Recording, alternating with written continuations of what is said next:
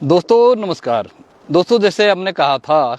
कि मुद्दों से ही बात होगी, मुद्दों पर ही बात होगी, मुद्दों की ही बात होगी और मुद्दों से ही शुरुआत होगी और मुद्दों के ही आश्रय हम ग्राउंड जीरो से समझेंगे। तमाम जनता जनार्दन से जुड़े, आम जनमानस से जुड़े, प्रकृति पर्यावरण से जुड़े, जल जंगल जमीन और माटी से जुड़े हुए और संस्कृति, धर्म, संस्कृति, इतिहास से जुड़े हुए और उत्तराखंड के आन बान शान स्वाभिमान मान सम्मान से जुड़े हुए तमाम जो मुद्दे हैं उनसे हम रूबरू होंगे। तमाम छुए मुद्दों के आश्रय हम तमाम छुए अनछुए पहलुओं और जाने पहचाने और जाने अनजाने पहलुओं से भी रूबरू आपको करवाएंगे। तो हमें भी पहले से कुछ पता होता नहीं है, ग्राउंड जीरो पे जाके ही बहुत कुछ चीज़ें पता चलती हैं जी। तो दोस्तों चूँकि आजकल नगर निकाय का भी चुनाव चल रहा है, नगर निकायों के चुनावों का प्रचार का दौर ख़त्म हो चुका है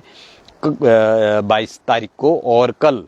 मतदान होगा। 21 तारीख शाम तक ख़त्म हो गया था, 23 तारीख को मतदान होगा और 25 तारीख को चुनाव नतीजे आ जाएंगे। इस समय हल्की फुल्की धूप है, सर्द मौसम भी है, सर्द मौसम की दुश्वारियाँ भी हैं, बादलों का झुरमुट है और हम हैं केदार घाटी में, पहाड़ों के आंचल में, केदार भगवान भोलेनाथ की नगरी में मौजूद हैं। और केदार घाटी में भी चूँकि सभी जगह आजकल उत्तराखंड में नगर निकाय चुनावों का जोर है, शोर है, जोर आजमाइश है और रण है, क्षण प्रति क्षण है और जीत का वर्ण है और जीत का प्रण है। जीत के वर्ण और जीत के प्रण को लिए हुए इस रण में क्षण प्रति क्षण सभी अपने जोर आजमाइश में लगे हुए हैं। लेकिन हम भी तमाम इसी आश्रय, हमने भी कुछ, वैसे मेरा किसी से कोई परिचय है नहीं, प्रतिनिधियों से जो जैसे मिल पड़ता है अचानक अप्रत्याशित रूप से हम उससे मिलते हैं। तो बहरहाल एक चीज़ और है कि तमाम जो भी प्रत्याशी चुनाव जीतते हैं, तमाम मुद्दे होते हैं, वो एक समस्या ये होती है कि मुद्दे जीतने के बाद जो प्रत्याशी प्रतिनिधि बन जाते हैं, चाहे वो पंचायती राज व्यवस्था में हो, त्रिस्तरीय पंचायती चुनाव में हो या नगर निकाय हो, महानगर पालिका हो, नगर पालिकाएँ हों, नगर निगम हो, नगर पंचायत हो, उसमें जो तमाम प्रत्याशी हैं वो जीतने के बाद जब जनप्रतिनिधि बन जाते हैं, विधानसभा या लोकसभा हो, तो वो मुद्दे भी गायब हो जाते हैं कई बार। और या तो मुद्दे रहते हैं तो सियासी मुद्दे ही रहते हैं, वो ज़मीनी मुद्दे जो होते हैं वो गायब हो जाते हैं। प्रत्याशी भी बहुत कम दिखाई देते हैं, वो भी गायब हो जाते हैं, उनके वादे इरादे संकल्प विकल्प होते हैं। और जो प्रचार प्रसार उसके बाद जो कुछ होता है वो सब टाइम फिस हवाई होके रह जाता है। ढूंढते रह जाते हैं प्रत्याशी गया तो गया कहाँ और मुद्दे गए तो गए कहाँ। और फिर जो सत्ता को साधने की जो प्रक्रिया चलती है तो वो फिर कुर्सी तक ही कुर्सी की दौड़ और कुर्सी के लिए ही दौड़ साबित होती है। और अपने पद प्रतिष्ठा और कुर्सी को बचाए रखने के लिए, उसको बनाए रखने के लिए जो भी तिकड़मबाजी, जालसाजी, जोड़ तोड़ बनाया जाता है, एक ताना बाना जो सियासी समीकरण बुने जाते हैं, सियासी समीकरणों का एक ताना बाना बुना जाता है, वो आम जनता के लिए एक भ्रम जाल, एक भंवर जाल, एक चक्रव्यूह बन के रह जाता है, जिसमें कई बार जो आम जनता है वो उस भ्रम जाल, भंवर जाल और चक्रव्यूह से बाहर निकल ही नहीं पाती है और भ्रमित हो जाती है और एक राजनीतिक शून्यता और राजनीतिक विकल्पहीनता का ऐसा चौराहे पे जनता खड़ी हो जाती है, जहाँ पे राजनेताओं को, पार्टियों को तो पता होता है कि हमें कहाँ, किस रूप में, कहाँ से कौन रास्ते पे निकलना है, लेकिन आम जनता उसी राजनीतिक शून्यता और राजनीतिक विकल्पहीनता के चौराहे पे मूक दर्शक बन के, कि कर्तव्य विमूढ़ बन के खड़ी रह जाती है। उसकी समस्याएं, सत्ता बदलती हैं, सियासतें बदलती हैं और चुनाव आते हैं जाते हैं, प्रचार प्रसार होते हैं, वादे इरादे होते हैं, भाषण होते हैं, नारेबाजी होती है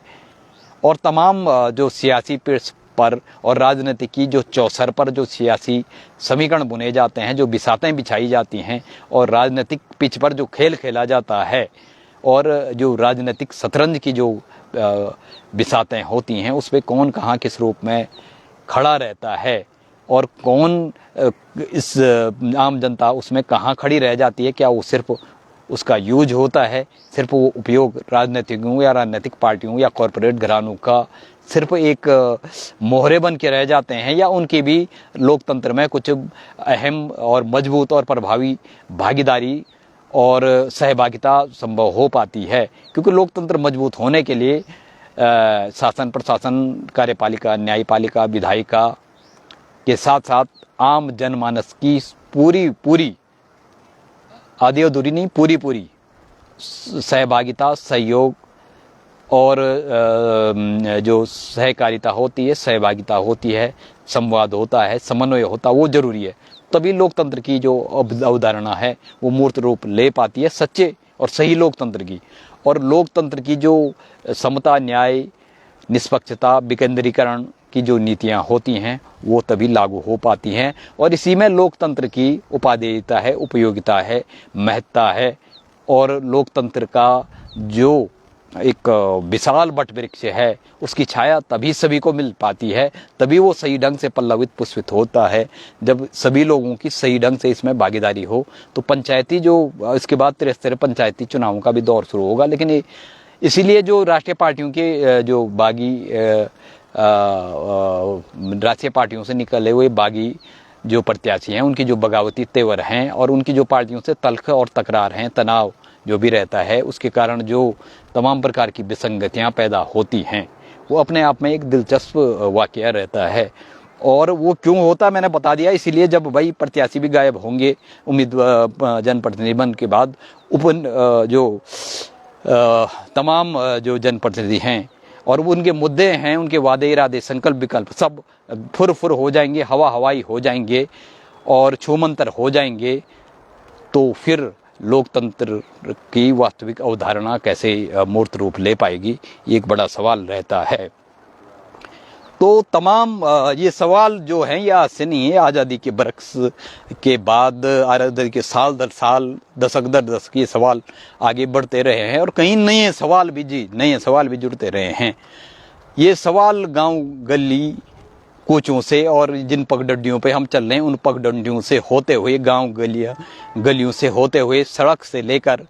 और ये विधानसभा, संसद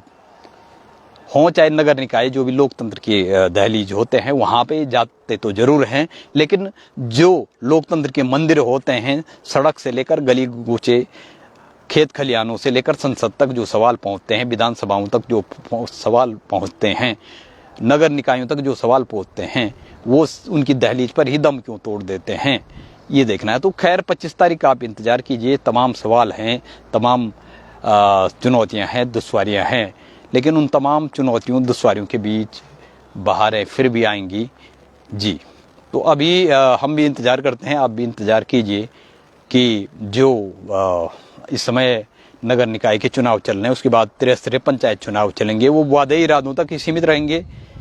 या उनके वादे इरादे, जो सपने सब्जबाग जनता को दिखाए जाते हैं, वो कितने पूरे होंगे जो भी जनप्रतिनिधि बनते हैं, या जनप्रतिनिधि बनने के बाद या सत्ता में ताजपोशी होने के बाद क्या सिर्फ प्रचार प्रसार के जरिए ही, नारों के जरिए ही, वादे इरादों के जरिए ही, तिकड़मबाजी और सियासी जो जोड़ तोड़ होता है उसी के आसरे, या नारेबाजी और होर्डिंग्स के जरिए, प्रचार प्रसार के जरिए ही लोकतंत्र का ताना बाना बुना जाएगा, लोकतंत्र को हाँका जाएगा, लोकतंत्र को चलाया जाएगा, या वास्तविक लोकतंत्र को गढ़ने के लिए, मथने के लिए और वास्तविक लोकतंत्र को साधने के लिए आम जन सहभागिता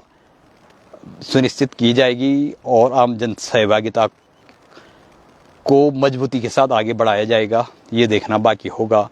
क्या पहले जैसे चल रहा है इतिहास दोहराया जाएगा, जैसे जिस तर्ज पे हमारा लोकतंत्र और हमारी लोकतंत्र को हमारे राजनेताओं ने, राष्ट्रीय पार्टियों ने या क्षेत्रीय पार्टियों ने जैसे मनमाफिक तौर पे उसको गढ़ने और हाँकने के तौर पे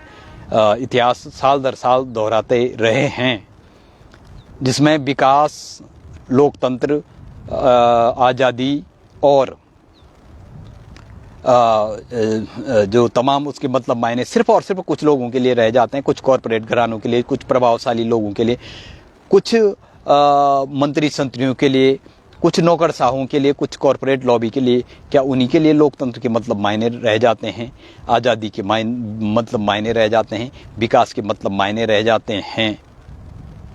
या संविधान के मतलब मायने रहते हैं, या सिर्फ उन्हीं के इर्द गिर्द ये जो तमाम नियम कानूनों का जो ताना बाना बुना जाता है उन्हीं को फ़ायदे पहुंचाने के लिए बनाया जाता है, या आम आदमी तक भी वो फ़ायदा पहुंचता है। ये देखना एक दिलचस्प सवाल रहेगा कि जो साल दर साल इतिहास दोहराते जा रहे हैं और आम आदमी की दुश्वारियाँ आज भी वही खड़ी हैं,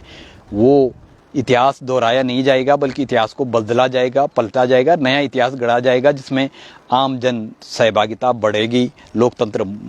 दूरगामी रूप से, दीर्घकालिक रूप से, व्यापक स्तर पे मजबूत बनेगा और उसमें आम जन सहभागिता, जन समन्वय, सहयोग, संवाद और ज़्यादा बढ़ेगा। ज़मीनी मुद्दों को और ज़्यादा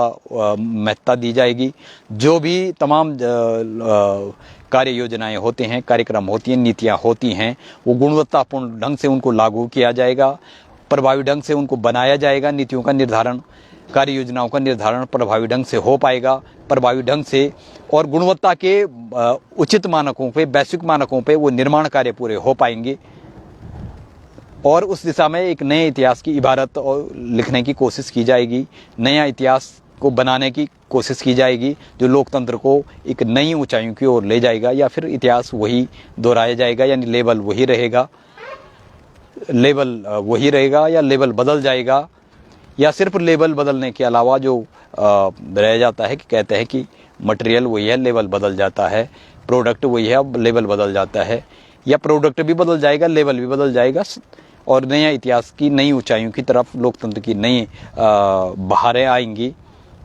और इस चुनाव में कौन किस रूप में किस पर भारी पड़ेगा, किसके सर बनेगा ताज, कौन बनेगा सरताज, और जीत हार के बीच की ये खाइयाँ जो हैं वो उससे ऊपर उठते हुए किसके सर बनेगा जीत का ताज, और जीत का सेहरा बनने के बाद जनप्रतिनिधि कितनी उनके वादे इरादे हैं और जनता की जो अपेक्षाएं आकांक्षाएं हैं वो वाकई में मूर्त रूप लेती हैं या सिर्फ आशंकाएं ही साबित होती हैं, ये देखना बाकी रहेगा। तो दुश्वारियाँ सर्द मौसम की हैं, धूप है और ये केदार के जो पीछे बादलों के झुरमुट तले जो पहाड़ियाँ दिख रही हैं वो कहती हैं कि बहारें फिर आएंगी। जी, तो आप हमारे साथ बने रहिए, हम जल्द फिर लौटते हैं एक नए वीडियो एपिसोड के साथ। हमसे जुड़ने के लिए बहुत बहुत शुक्रिया, बहुत बहुत धन्यवाद। जय हिंद, जय भारत, जय उत्तराखंड, जय देवभूमि, जय बद्री विशाल, जय केदार और वंदे मातरम। जय हिंद।